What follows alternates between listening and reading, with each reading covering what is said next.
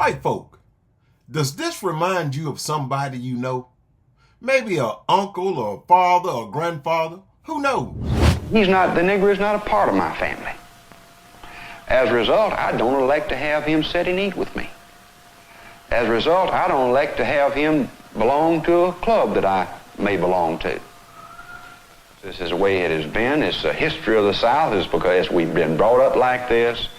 We have been taught like this. And we teach our children like this. And they'll teach their children like that. Now, the focus of this video is the problem with the white community. But we can skip the rest and go ahead and say that the problem is that it's too many losers in the white community. But that's not the major problem. The major problem is that half of the losers hadn't been born yet, and the other half don't even know that they are losers. But maybe this will help. Now, why the name cracker? What does that really mean? Where does that come from? Well, they were called cracking traders before the Revolution because they were described as noisy braggarts, prone to lying and vulgarity. Firecrackers gave off a stench and were loud and disrupted. Louse cracker referred to a lice-ridden, slovenly fellow. And another significant connection was the adjective crack-brained, which was the English slang for idle-headed. Again, reminding us that the poor are always idle. In this video, I'm going to show you 3 types of losers in the white community. White folks, feel free to comment on the ones that you are familiar with. The first type of cracker loser, I like to call Bigot Bill. This cracker can be found in all parts of the white community. He's poor, he feels inadequate because he doesn't stack up to other white men, and that's even in the country that's designed for white men to win. For this reason, he's more likely to do this. White power! Because his cracked brain isn't efficient enough to do higher things, he's more than likely to do this. Samuel Robert Lass, badge 22059. Preston Scott Riley, badge 22062. This will legally allow him to project his self-hatred and inadequacies on other races of people. Now, the second loser type is who I like to call Junked Out Judy. She's the horse that finished last. Junked Out Judy is the textbook depiction of what I like to call the 3 U's: ugly, unwanted, and unattractive. Cracker women were looked at as barely being women at all. They were mocked as haggard, lean, dirty, ugly, and toothless. Crackers as idle stragglers, vagabonds worse than Indians, who were constantly changing their place of abode. She's the type of loser who desires attention, but no one would give it to her.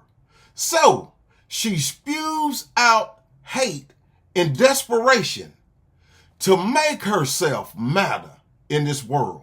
This morning, prosecutors say Cooper actually called 911 twice, the second time falsely claiming she was assaulted.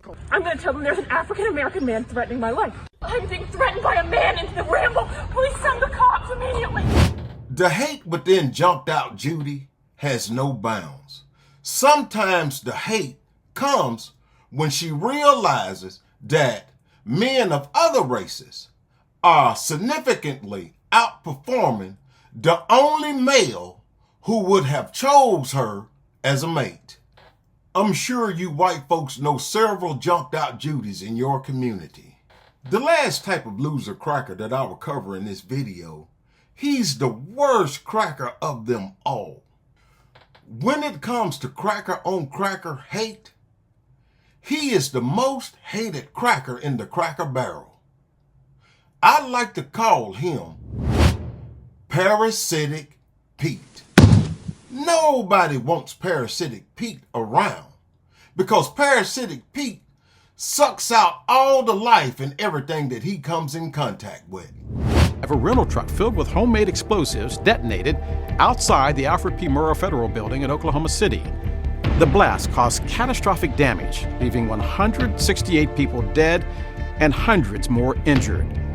What motive could someone have to blow up a building, and one that included a daycare center? Two men, Timothy McVeigh and Terry Nichols, were ultimately held responsible for the bombing at Oklahoma City. Yes, he's that old pale pasty type cracker, capable of doing this. Here he is testing his homemade explosives. All these cases share one common trait. All the suspects were inspired by or somehow tied to the Columbine tragedy, when Eric Harris and Dylan Klebold hunted down and killed 12 students and a teacher in cold blood.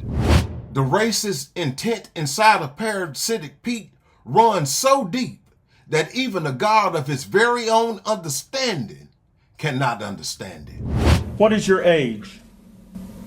21. Dylan Roof stood emotionless as he heard the charges against him. 9 counts of murder for the 3 men and 6 women investigators say he gunned down Wednesday night.